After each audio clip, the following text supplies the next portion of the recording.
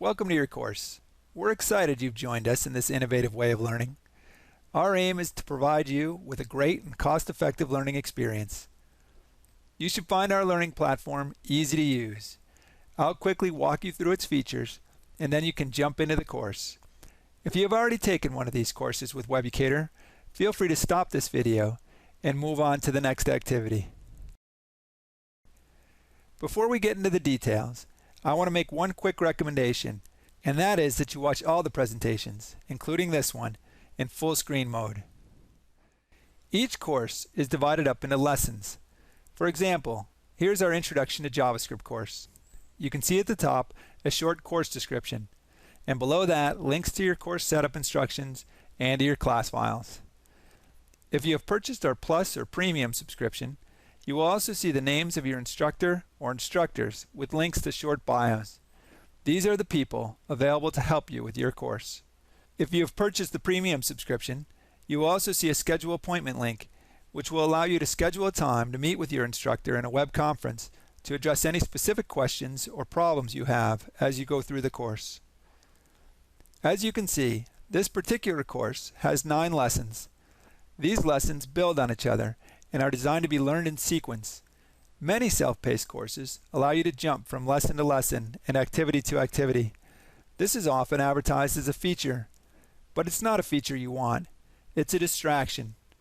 Webucator instructor-guided courses are intentionally designed so that each activity builds on the previous activities, and each lesson builds on the previous lessons.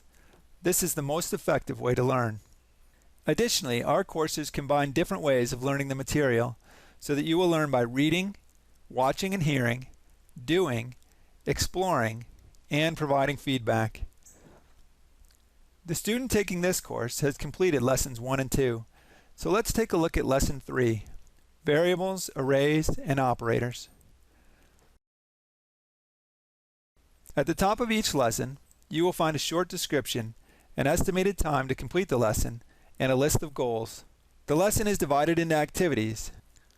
The first activity of all lessons is a video introduction in which we introduce you to the content that will be covered in the lesson. After that, you'll find readings, presentations, exercises, and quizzes. This student has completed activities 1 through 4, so let's take a look at activity 5, a reading on arrays. Readings are generally relatively short and sometimes very short, and most of the content in readings is reviewed in video presentations. Readings can be opened in new windows in a printer-friendly format. In development courses, readings will often contain code samples as shown here. In most cases, these code samples are included in the class files that come with your class. The path to find the file is listed in the reading, so you can open it up and try it out. After each activity, you'll close the window and come down here and mark the activity complete. You will then get a pop-up asking you to rate the activity and provide feedback. We ask for this feedback for 2 reasons. The first is that in order to give feedback, you need to think about what you have learned, which will help you retain the knowledge. The next is that we use your feedback to continuously improve the course. So although you're not required to, it would be good for you, and we would appreciate it if you would provide honest and detailed feedback after each activity.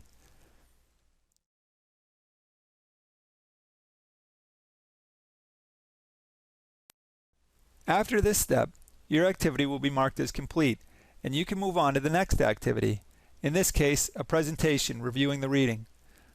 The activity following that is an exercise in which you'll get to put into practice what you have learned. Although you cannot jump ahead to future activities, you can always go back and review activities you have completed, and you may want to do this as you work through your exercises.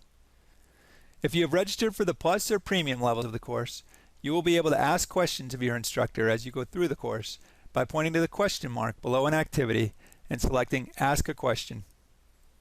We really hope you enjoy your training experience. If you have any questions, please don't hesitate to contact your sales representative or your trainer. Best of luck.